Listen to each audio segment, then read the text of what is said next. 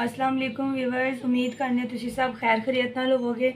अज असीं बनाउण लगे हाँ फ्रूट चाट ते मैं क्या चलो फ्रूट चाट की रेसिपी भी तुहाडे नाल शेयर करां।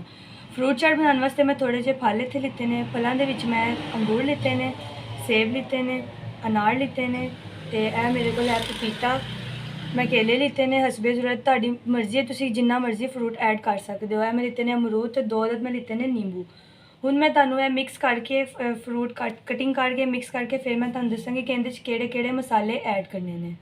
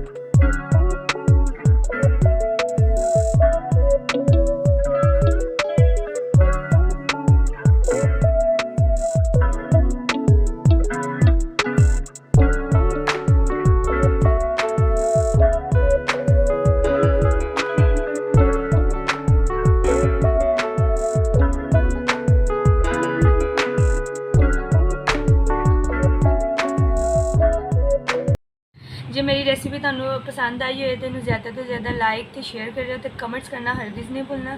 कमेंट्स में लाजमी बताना है कि तुहानूं रेसिपी मेरी कैसी लगी। ठीक है, नेक्स्ट मुलाकात होएगी इंशाल्लाह नेक्स्ट वीडियो दे नाल। उहदे वास्ते तक अल्लाह हाफिज़, अपना ख्याल रखियो, फ़ी अमान अल्लाह।